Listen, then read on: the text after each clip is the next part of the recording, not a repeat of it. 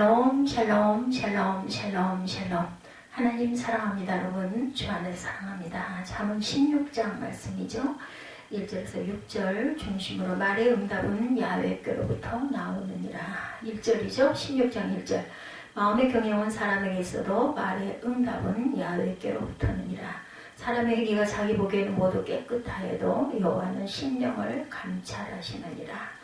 너의 행사를 야훼께 맡기라. 그리하면 내가 경영하는 것이 이루어지리라. 야훼께서 온갖 것을 그 쓰임에 적당하게 지으셨나니 악인도 악한 날에 적당하게 하셨느니라. 물은 마음의 교만한 죄를 야훼께서 미워하시나니 피자 손을 잡을지라도 벌을 면하지 못하리라. 인자와 진리로 인하여 죄악에 속하게 되고 야훼를 경외함으로 말미암아 악에서 떠나게 되느니라. 예, 전체 말씀 33절까지 있는 중에서 1절에서 6절 중심으로 말의 응답은 야훼께 있느니라. 이렇게 말씀하고 있습니다. 어느 교회의 어항관리에 대해서 아주 내노라하는 반전문가적인 목사님이 한 분 계셨어요. 그래서 그 교회는 목양실 앞 로비에 열대의 수족관을 만드셨다고 그래요. 교회의 교육자들이 주일학교 어린이들을 위해 마련한 선물이기도 했다고 합니다. 예상했던 것보다 훨씬 열나는 반응이 비단 어린이뿐만 아니라 성도들, 어른분들 속에도 일어나고 있었어요. 목사님이 역시 그것을 지나칠 때마다 고아고함 속을 들여다보면서 하나님께서 어쩌면 이렇게 아름다운 형형색색의 물고기들을 창조하셨을까 하는 감탄을 금할 수가 없었다고 그러죠. 그 수족관은 처음 설치부터 시작해서 현재 유지작업에 이르기까지 모든 것이 목사님의 주도하에 이루어지고 있었어요. 다시 말하자면 그 왕 속에 있는 물고기들의 생사화복에 전적인 목사님에게 그런 달려있다고 해도 과언이 아니었겠죠. 모든 권리가. 우선 수질을 물고기 생존에 적합하도록 깨끗하게 유지하는 방법, 그것으로 매일 얼마만큼의 먹이를 주는 것이 적당한지를 목사님이 직접 결정을 했다고 해요. 그뿐 아니라 텃세를 부리면서 새로 들어온 물고기를 지나치게 괴롭히면 물고기가 있으면 그놈을 잡아내서 왕 안에 평화로운 이웃관계를 유지시키는 일까지도 다 직접 관리하고 판단을 하셨다는 것입니다. 그렇지만 물고기 쪽에서는 누가 그런 역할을 하는지 당연히 알 수가 없죠. 그것들은 그저 자신의 본능에 따라서 어떻게 해서라도 살겠다고 발버둥을 칩니다. 또한 그 때문에 다른 물고기와 영역 다툼까지 치열하게 벌이고 있을 뿐 그들보다 더 한참 높은 곳에서 자기네 머릿속까지 깨뜨려 보면서 자기들의 생존을 위해 필요한 것들을 정성과 사랑으로 베풀어주는 사람이 있다는 사실 그들은 모를 것입니다. 왜냐하면 물고기라는 존재 자체가 사람과는 비교도 될 수 없을 만큼 열등하죠. 그와 똑같은 일이 사람과 하나님 사이에도 벌어지고 있다라는 생각이 듭니다. 타락한 이후에 사람은 스스로 하나님을 알지 못하고 알려고 할 그 능력도 없는 존재로 떨어졌기 때문에 그저 자기의 생존 본능과 육체적 욕구에만 사로잡혀서 살고 있어요. 그렇지만 실제로는 단 한 명도 예외 없이 모든 사람의 인생은 전적으로 하나님의 주권에 달려있을 뿐이라는 것. 오늘 본문이 바로 그 사실을 가리켜 인생의 생사화복을 위시하여 내세의 영생에 이르기까지의 모든 것이 오직 야훼께로 나느니라 라고 증거하고 있습니다. 이 시간 주신 말씀을 통해서 사람이 자기 딴에는 자기 마음대로 인생을 사는 것 같지만 실제로는 오직 하나님께서 그 모든 것을 100% 주장하고 계시는 현실이 구체적으로 어떻게 이루어지고 있는지를 함께 상고합니다. 사람이 자유의지와 양심으로 판단을 내려도 그 결과는 오직 하나님의 주권적인 뜻과 계획에 달려있을 뿐입니다. 1절부터 4절의 말씀에 마음의 경영은 사람에게 있어도 말의 응답은 야훼께로 나느니라. 사람의 행위가 자기 보기에는 모두 깨끗하여도 야훼는 심령을 감찰하시느니라. 너의 행사를 야훼께 맡기라. 그러면 너의 경영하는 것이 이루어지리라. 야훼께서 온갖 것을 그 쓰임에 적당하게 지으셨나니 악인도 악한 날에 적당하게 하셨느니라. 이렇게 기록되어 있습니다. 마음의 경영은 사람에게 있어도 1절이죠. 말의 응답은 야훼께로부터 나느니라. 어떤 일을 희망하고 계획을 세우는 것은 아무도 막지 못할 본인의 자유처럼 보이지만 사실상 모든 사람에게는 자기 인생을 자기 마음대로 판단하고 계획하고 추진할 수 있는 자유의지라는 것이 주어져 있습니다. 그런 까닭에 사람은 태어날 때부터 자유로운 존재로 태어났다라는 말은 실로 고귀하고 강력한 인권선언으로 들리기 마련입니다. 성공하든 실패하든 내 인생 내 마음대로 살겠는데 누가 어떻게 간섭하겠느냐. 정말 아무도 뭐라고 대꾸할 말이 없어 보이는 논리죠. 옳든 그래도 내가 책임지면 되지. 내가 알아서 하지. 그러니 아무도 내 판단과 행동에 대해서 상관마. 실로 신이라 할지라도 건드릴 수 없는 고유의 관리처럼 보이죠. 그렇지만 그처럼 자신만만하게 자유의지를 자랑하는 사람에게 하나님의 카운터펀치가 날아옵니다. 바로 그처럼 사람이 자유롭게 마음의 경영을 하는 것 같아도 말의 응답은 야훼께로 나느니라 라고 선포하죠. 여기서 우리나라 말 번역에 말의 응답이라고 되어 있는 것은 내용적으로 결정을 뜻하는 말입니다. 즉 내 마음대로 실컷 생각하고 꿈꿔라. 그러나 마지막 도장은 내가 찍는다. 내가 그렇게 마음대로 계획하고 끙끙거려도 그 일의 결과는 바로 내가 내 마음대로 결정하는 것이다라는 하나님의 위대한 주권 선언이죠. 같은 맥락으로 이어지는 2절에 사람의 행위가 자기 보기에는 모두 깨끗하여도 라고 말합니다. 사람에게는 분명히 양심이라는 것이 있죠. 자기 나름대로 선과 악을 구별할 뿐 아니라 그 중에서도 악을 따라하고 싶은 욕망을 억제하고 선을 추구하는 양심을 발휘하고 사는 것입니다. 완전 타락에 빠져있는 인간에게 어떻게 이런 양심이라는 것이 남아있고 작동될 수 있는가 하는 질문을 던지는 사람도 있겠지만 그것은 바로 하나님의 일반 은총 때문입니다. 바로 예수께서 하나님의 그 해를 악인과 어긴에게 그 선인에게 비추게 하시며 피를 의로운 자와 불의한 자에게 내리우시느니라. 마태복음 5장 45절이죠. 하나님께서 신자든 불신자든 공평하게 내려주시는 은총 그 중에 하나가 바로 양심.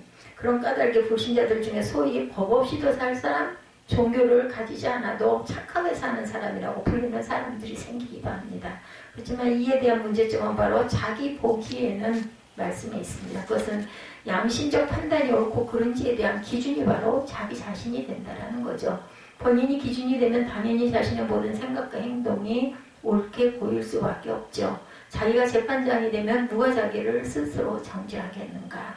분명히 방법 행위가 있다 하더라도 그 최종 결론을 내릴 사람이 자기 자신이 되면 무슨 핑계나 변명을 대서라도 합리화시킬 것이 틀림이 없습니다.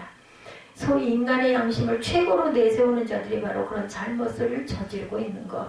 그런 까닭에 그 양심 선언이라는 것 역시 하나님 앞에서는 아무 소용이 없다. 왜냐하면 야훼는 심령을 감찰하시기 때문입니다. 이거는 사람이 자신의 양심으로 깨달을 수 없는 것들까지도 하나님께서는 보고 계신다라는 거죠. 사람이 자기 양심의 눈만으로 보면 모두 깨끗하여도 하나님께서 감찰하실 때는 결코 깨끗하지 않은 것들이 있습니다. 대표적인 것이 곧 하나님 살아계심을 부인하는 교만, 십자가 대속과 구원을 믿지 않는 불신앙이죠. 이런 것은 인간의 양심만 가지고는 아무리 판단해 보아도 절대로 더럽게 보이지 않습니다. 나는 하나님을 안 믿어도 내 양심적으로는 하늘을 우러러 한 점 부끄러울 것이 없다. 나는 예수 십자가 보혈 공로 같은 것을 의지할 필요도 없이 선하게 살고 있다. 라는 식으로 자기 보기에 모두 깨끗할 뿐이죠. 그런 까닭에 사람은 자신의 행사를 오직 야훼께 맡겨야 한다는 거죠. 자기의 자유의지와 양심적 판단만 내세우지 말고 하나님의 뜻과 계획을 깨닫고 그것을 순종하려는 쪽으로 자신의 마음을 이끌어가야 합니다. 그리하면 너의 경영하는 것이 이루어질 것이다. 순전히 본인의 생각과 의지에만 따라가면 시행착오와 교만에 빠질 수밖에 없지만 우리보다 훨씬 더 높고 깊게 모든 것을 예정해 놓으시고 감찰하고 계시는 하나님께 자신의 인생을 맡기면 절로 자신의 경영하는 모든 것이 형통하게 성취된다는 사실을 깨닫고 체험할 줄 알아야 한다. 사람이 자기 머릿속만큼 자기 마음대로 할 수 있을 것 같지만 실상은 그 뇌의 작용까지도 하나님께서 당신의 주권적 권능으로 주장하시고 그 뇌가 내리는 모든 판단을 통해 오직 당신의 뜻과 계획을 성취해 나가신다는 사실은 정말 두려운 일이죠. 경이로운 일입니다. 하지만 그것이야말로 살아계신 하나님 모든 주권을 한설 주고 계시는 절대자께서 실제로 행하시는 일이죠. 애굽의 바로가 순전히 자기 의지대로 판단한 것 같았지만 하나님께서는 그의 마음이 더 강팍해지도록 그래서 결과적으로는 당신께 더 큰 영광이 돌아오도록 마음대로 주장하시죠. 가사제국의 고레스도 자신의 선한 양심을 따라 유다 백성을 해방시켜 주시기로 결정한 것 같지만 사실은 하나님께서 그 해방 칙령을 내리도록 그의 생각과 판단을 이끌어 가셨어요. 그야말로 악인도 악한 날에 적당하게 사용하신 것이 하나님의 오묘하기 짝이 없는 주권인 것입니다. 테니스 경기를 보면 오버룰이라는 것이 있어요. 프로 테니스 경기에서 공의 인아웃 여부에 대해서 1차적인 판정을 내리는 사람은 선심입니다. 그렇지만 코트의 중앙에 높이 앉아있는 주심이 그 최종 판결의 권한을 가지고 있죠. 그래서 선심의 판정이 옳다고 인정되면 그대로 경기를 진행하지만 주심의 판단에 선심이 잘못 보았다고 생각되면 즉시 오버룰을 선언하면서 판정을 번복시키는데 그것이 그대로 최종 판결이 됩니다. 마찬가지로 각 사람의 머릿속에 돌아다니는 생각이나 판단에 대해서 마지막 도장을 찍으시는 분은 여호와 하나님이시다. 간단히 말해서 모든 사람의 전 인생은 100%다 하나님의 손바닥 안에 있다는 거죠. 모든 게 다. 그런 까닭에 성경 말씀과 기도를 통해 그 하나님의 뜻이 무엇인지를 깨닫고 순종하는 것만이 확실한 인생 성공의 비결이고 만사 형통의 보장인 거죠.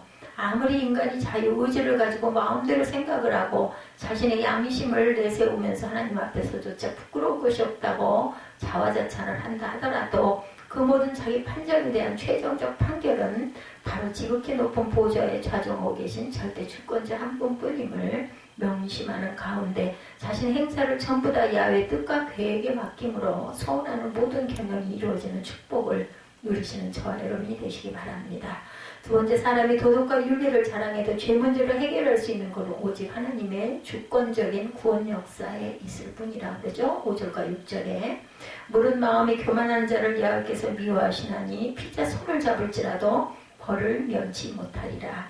인자와 진리로 인하여 죄악이 속하게 되고 여호와를 경외함으로 인하여 악에 쏟아나게 되느니라 말씀합니다.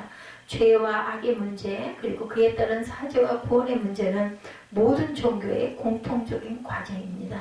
어떤 것이 죄고 악이냐 하는 것을 따지는 점에 있어서 기독교와 타 종교들 간에 공통적인 것도 있고 다른 것도 있습니다.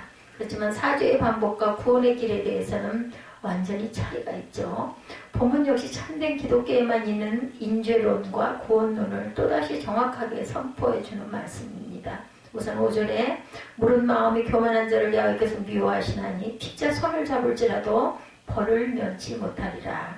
이것은 하나님께서 가장 미워하시는 죄, 즉 사람이 지을 수 있는 죄 중에 가장 중요한 죄가 무엇인지를 가르쳐 줍니다.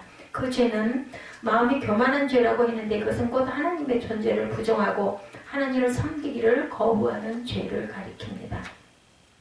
간단히 말해서 하나님을 믿지 않는 불신앙인데 이것은 사람 자신을 그 존재 세계의 최고봉에 올려놓는 극단적인 교만이고 그런 까닭에 하나님께서 제일 미워하시는 죄가 되는 거죠. 그리고 이처럼 하나님을 불신하면서 교만하게 행하는 자는 피자 손을 잡을지라도 벌을 면치 못하리라 말씀하죠.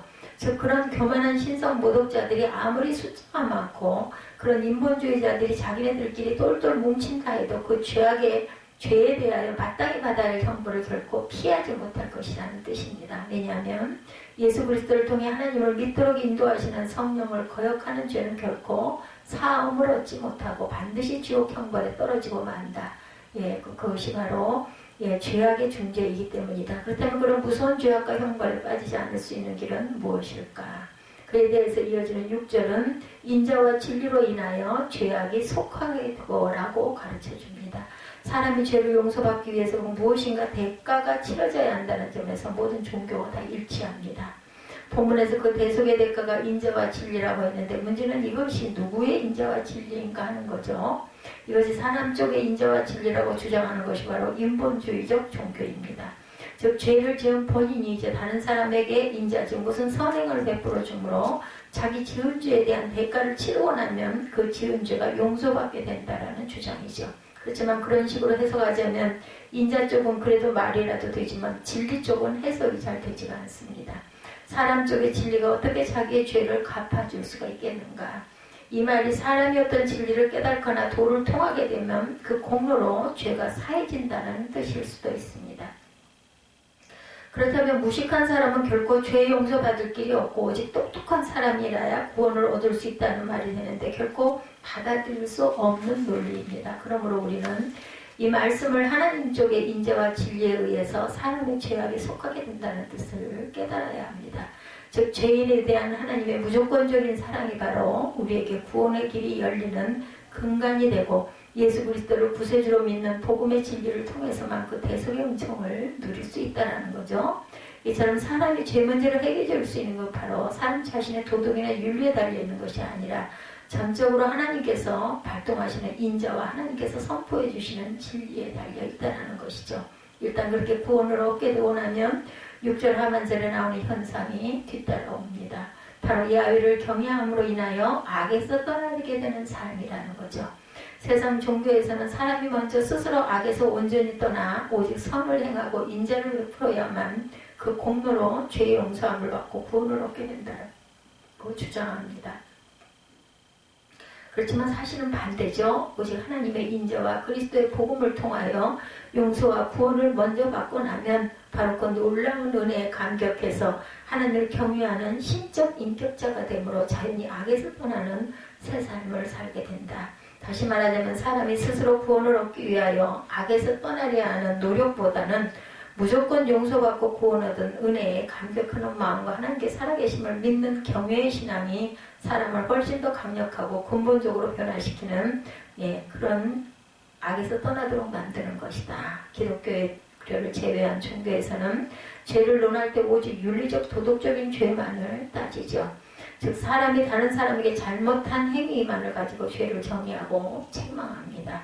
그렇지만 그런 죄는 구태여 종교를 가지지 않더라도 인간으로서의 도덕과 윤리만으로도 충분히 다룰 수 있는 문제죠. 그런 까닭에 그런 종교는 결국 신과 아무 실질적인 관계도 없이 사실상 신을 찾지도 믿지도 않은 순전히 인본주의 종교로 끝날 수밖에 없다는 거죠. 물론 우리 개혁주의 기독교인들도 윤리적인 죄 없이 죄를 인정하고는 있지만 그것보다 유일신 하나님을 믿지 않는 교만한 마음이야말로 죄 중에서 가장 큰 죄, 반드시 벌을 면치 못할 죄라고 성경이 가르치는 그대로 배우고 깨닫습니다. 오늘날의 현실은 그런 인본주의 종교들이 압도적인 그 세를 자랑하면서 참된 기독교를 에워싸고 있죠. 하나님은 인애와 자비에 의지하는 신앙은 없고 그저 인간 스스로 착한 마음씨와 선한 행실만 내세우는 교만이 소위 종교인이라는 사람들 사이에서 최고의 덕목으로 꼽히고 있다는 것. 오직 예수를 믿는 것만이 구원의 유일한 길이라고 외치는 참된 전도자들은 절대 다수의 종교다원주의자들로부터 자기 혼자만 옳다고 주장하면서 종교 간의 화해 무드를 역행하는 독선주의자라는 비난을 한몸에 받고 있다는 거죠. 하지만 우리는 그처럼 마음이 교만한 자들이 아무리 피자 손을 잡을지라도 벌을 면치 못할 것을 잊지 말아야 되겠다. 왜냐하면 그처럼 하나님의 절대 주권적인 구원 사역을 비난하고 거역하는 자들이야말로 야훼께서 미워하시는 최악의 원수들이기 때문이다. 하나님의 세상을 이처럼 사랑하사 독생자를 주신 사건이야말로 하나님께서 나 같은 죄인을 위해 베풀어 주신 최고의 인자인 것을 깨달아야 되겠다는 거죠.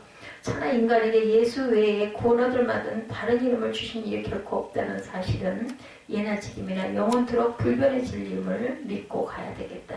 이것이야말로 성경이 명백히 가르치는 교리고 따라서 우리 개혁주의 기독교인들에게 반드시 믿고 따라야 할 인죄론과 구원론의 정수입니다. 사람은 자신의 도덕적 윤리적 선행을 통해서가 아니라 오직 하나님의 인자하심에 의지함으로만 죄사함을 얻고 예수 그리스도께서 십자가 대속을 통해 선포해 주신 복음의 진리를 믿음으로 구원 얻을 수 있다는 사실을 분명하게 신앙 고백하는 성도들이 되시기를 주님의 이름으로 축복합니다. 어린아기의 생명이 본인에게 달려있겠습니까? 아니면 부모에게 달려있겠습니까? 두말할 것도 없이 부모에게 달려있죠. 아기의 앞날은 자기 자신의 생각과 판단에 따라 결정되는 것이 결코 아닙니다. 사실상 이기랑 아직 무슨 이성적, 양심적 사고 자체를 할 수 없고 그저 동물적인 본능만 있을 뿐이죠. 아기들은 그처럼 취약하고 무능력한 아기의 장면은 오직 부모가 그 아기에 대해 품고 있는 뜻과 계획에 달려있기도 합니다. 아기의 생존 문제도 마찬가지죠. 아기일 때, 유아기일 때 물론 아기는 다 순진하게 짝이 없는 것은 사실이지만 그 착함이라는 것이 아기의 생명 운명을 유지시켜주는 것은 결코 아닙니다. 오직 부모 쪽에서 자신의 아기를 사랑하는 마음, 본인의 생명보다 자기 어린 아들, 딸을 훨씬 더 소중히 여기면서 지극정성으로 돌보는 손길 때문에 아기는 모든 위험으로부터 보호를 받고 건강하게 성장할 수가 있죠. 그것이 아기에게 있어서 불행이 될 수가 있겠는가? 아니죠. 아기가 자기 마음대로 판단하고 스스로 자신의 행동을 주도할 수 없다고 해서 그 아기는 자유스럽지 못하고 부모에게 속박된 비참한 인생이라고 말할 사람은 아무도 없습니다. 자기를 지극히 사랑하고 전적으로 돌봐주는 부모가 있다는 사실이야말로 아기에 있어서는 최고의 행복이라는 거죠. 그럼에도 불구하고 인간들은 하나님의 절대 주권적인 섭리와 구원에 대해서 불만을 토로합니다. 반항합니다.